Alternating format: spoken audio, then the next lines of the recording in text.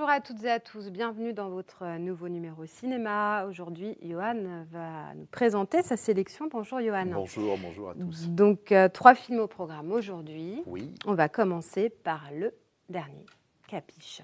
Voilà. Ça faisait longtemps ? Ah bah tout à fait, voire même un petit rappel avant pour encore mieux profiter du dernier Clapiche parce que c'est vrai qu'on n'en avait pas parlé la semaine dernière et c'est encore la fête du cinéma. Absolument, Voilà, jusqu'à demain. Exactement, donc il faut en profiter, mercredi inclus, donc ça va permettre aux gens de découvrir de nouveaux films dans toutes les salles participantes. Le principe reste inchangé, 4 € à toutes les séances, hors majoration, film 3D, etc., etc. Donc une bonne occasion de découvrir effectivement ce 13e long métrage de Cédric Clapiche.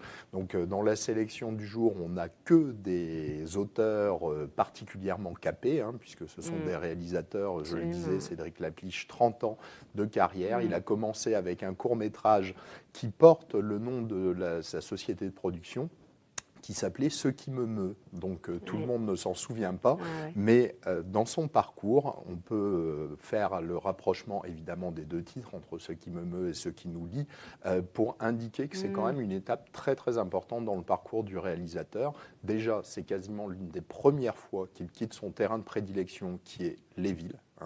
Clairement, il a toujours tourné, il s'est intéressé à Barcelone, Moscou, New York, avec casse-tête chinois, etc. Il est dans les vignes. Voilà, et là, il avait envie de faire une sorte de retour à la terre.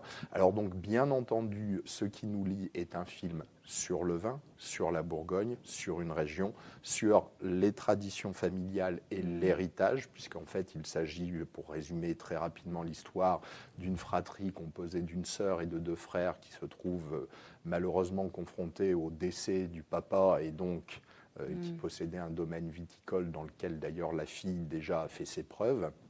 Et va se poser, bien entendu, toutes sortes de questions liées à cette transmission, notamment des problèmes particulièrement bien documentés, puisque on imagine souvent les viticulteurs, notamment les jeunes viticulteurs, comme des aventuriers avec beaucoup de moyens.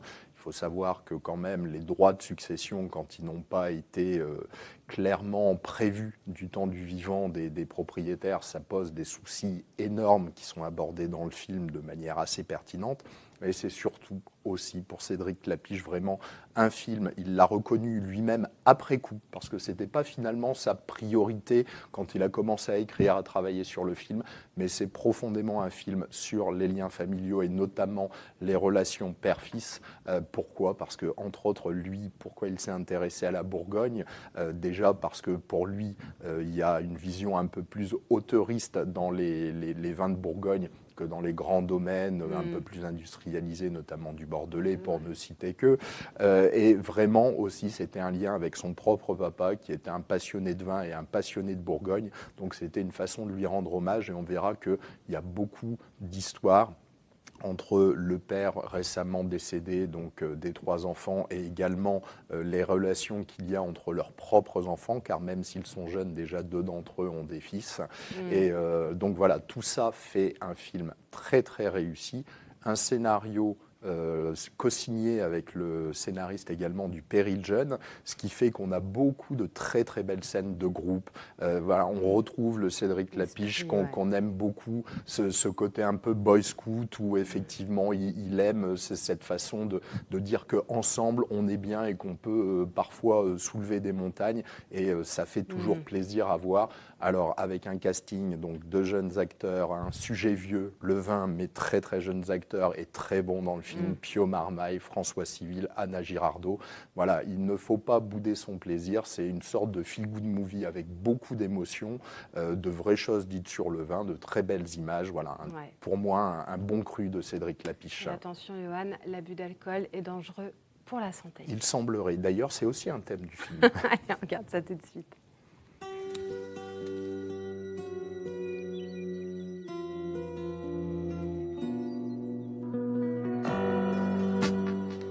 Quand j'étais petit, tous les matins, je regardais par la fenêtre et je me disais, tous les matins, ça change. Un jour puissant puis mille, et des ailes dans les yeux. Fuis la route, suis le fil. J'ai eu envie de faire le tour du monde. Du soleil dans mes cieux. Et voilà, J'ai fait le tour du monde. Jean? Jean? C'est pas vrai. Tu sais combien de temps ça fait que t'as pas donné de nouvelles? 4 ans et 11 mois. Putain, Juliette, ça fait des mois qu'on s'occupe de papa, qu'on s'occupe du domaine, qu'on s'occupe de tout. Et lui, il est là, il vient... Quoi, moi, quoi? Mais qu'est-ce que tu connais à ma vie, toi? Ah, parce que là, on est d'accord, je connais rien de ta vie. Raisin rouge pour médaille, une bataille. Oh! Parfois, je me dis que je suis plus parti pour fuir. Mais t'es revenu. Quand le voyage m'en l'a, L'amour, c'est comme le vin. ce qui nous lie est là. Faut du temps. Ça donne pas envie de rester là, tout ça?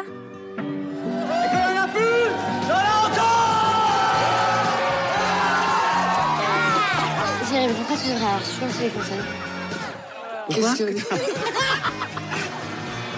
Vous êtes là à me regarder avec vos grosses couilles. Ouais, j'ai pas entendu, là. Wow, c'est pestifouille, hein, partout. Poup, poup, poup, poup, ça pétard dans les papilles.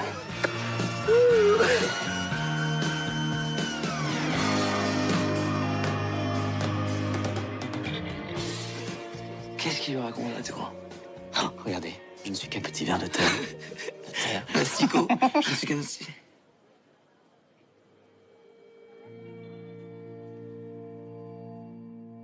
On va se boire un coup?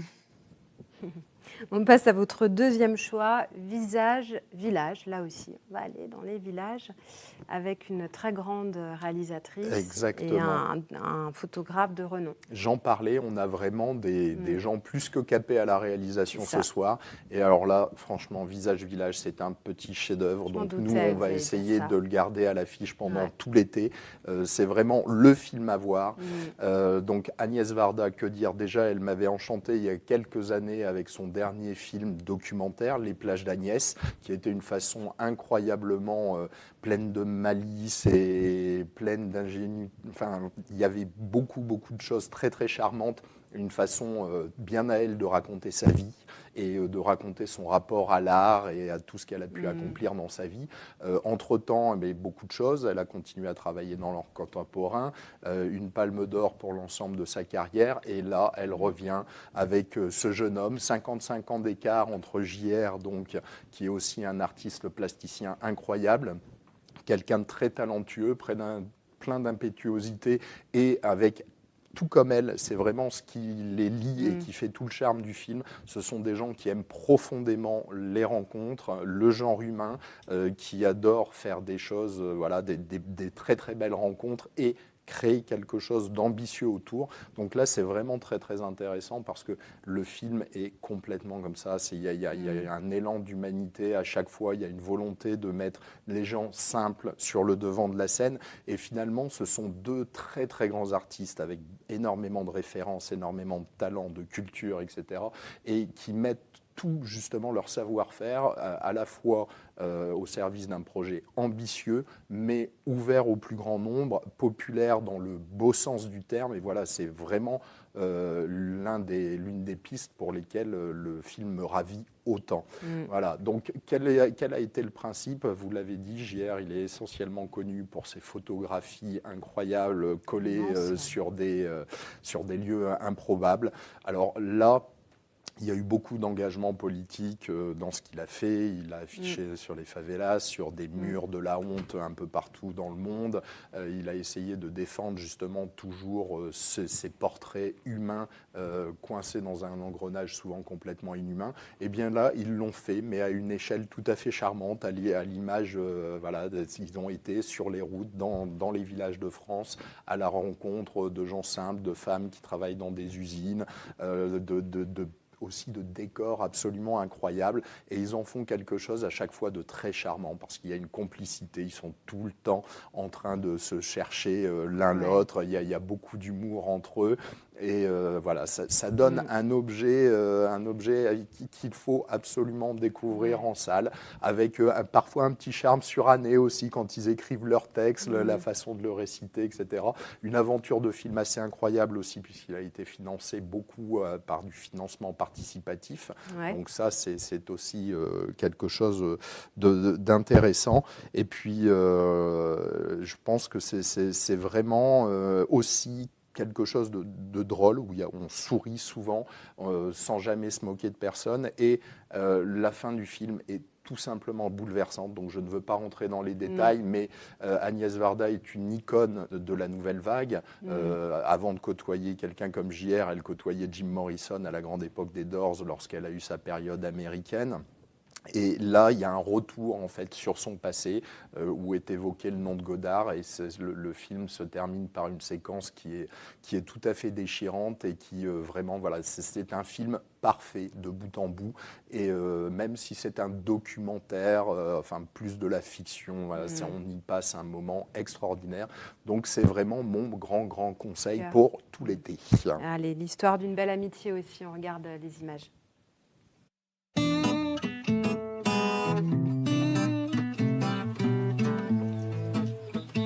Moi, j'ai 33 ans. Et toi, je dirais plutôt que tu as 88 printemps. Le truc rigolo, c'est qu'on va faire un film ensemble. Bah ouais, c'est ça le point de départ. Tu sais, c'est avec ce camion que je pars partout dans le monde. T'es partante? Je suis toujours partante si on va vers des paysages simples, vers des villages, vers des visages. Les gens y rentrent à l'arrière, comme dans un photomaton, et la photo sort dans les 5 secondes sur le côté, en grand format. Un facteur, c'est important dans le village. On y va, on part par là-bas. J.R. répond à ce que je souhaite le plus. Les visages que je rencontre, les photographies, pour qu'ils ne tombent pas aussitôt dans les trous de ma mémoire.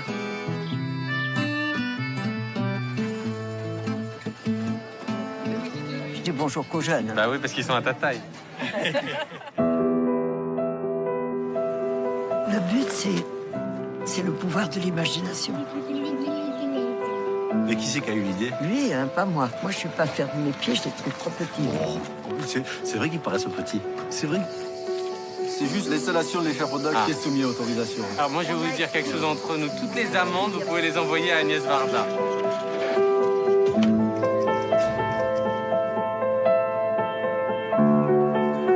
Chapi?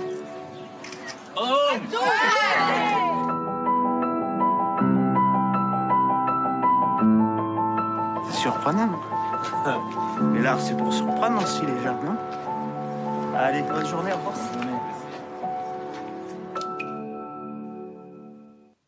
L'actualité, Johan, en ce moment, on fait qu'on parle beaucoup de ces hommes au Portugal. Je pense aussi en Angleterre. Les hommes du feu, c'est voilà, un métier, je trouve, où il faut en parler. Tout à fait. Les pompiers. Et alors, c'est surtout aussi que c'est un film, enfin un thème plutôt, qui n'avait quasiment jamais été abordé au cinéma, notamment dans le cinéma français.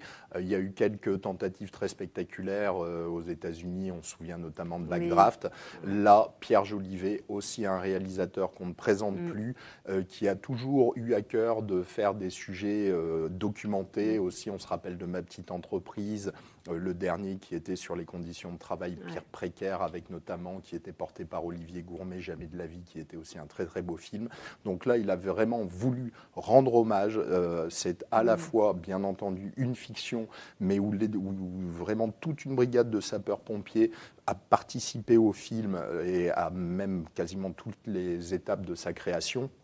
Donc il y a vraiment une volonté de faire quelque chose de très précis sur des problématiques aussi actuelles, c'est-à-dire montrer les hommes, l'humain derrière les héros, et notamment avec la féminisation de la profession. D'ailleurs, c'est un écho en fait à ceux qui nous lient, puisque là aussi, en viticulture, heureusement, les femmes développent de plus en plus, sont à la tête de grands domaines et apportent de plus en plus de choses, dans un genre évidemment complètement différent, avec Émilie Dequesne dans Les Hommes du Feu, aussi porté par Roche Dizem. Cinquième fois qui est dirigé par Pierre Jolivet. Tout à fait. Et donc là, ça permet également d'apporter quelque chose et un petit débat supplémentaire. Voilà. Donc on reviendra peut-être plus en détail sur le film. Il ne sortira que mercredi prochain, mais on a la grande chance de pouvoir le présenter en partenariat avec le SDIS 36, donc ce dimanche 2 juillet à 17h à Issoudun. Et aussi, ça souligne aussi les difficultés, je termine avec ça, parce que c'est important, ils sont confrontés des fois à des problèmes dans des cités où voilà, ils sont jetés des pierres, etc. Ça, je trouve ça. Oui, tout à fait. Voilà. Donc Tout là, est montré. Exactement. Alors après, tout n'a pas pu être développé comme le souhaitait. Il y avait un fil conducteur, mais en tout cas, voilà, il y a une vraie volonté de rendre hommage à toutes les difficultés aussi grandes que simples auxquelles sont confrontés ces hommes et femmes comme les autres finalement. Allez, on regarde la bande-annonce. Et vous me demandez pas pourquoi je suis devenue pompier? J'imagine que t'as tes raisons. Et qu'elles sont bonnes puisque t'es là.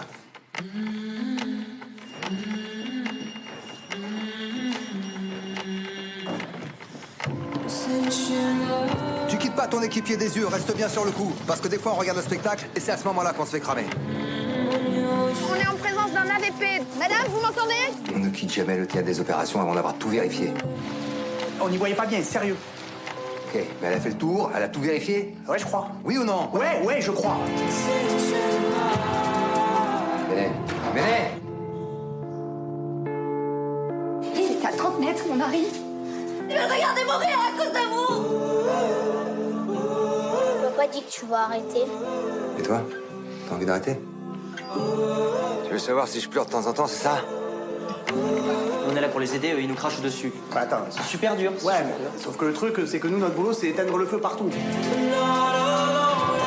On n'a pas le choix. Tu rêvais d'être pompier? Ouais, comme beaucoup de gamins. Mais c'est surtout le feu, ça m'intéressait. Quelqu'un? Mademoiselle?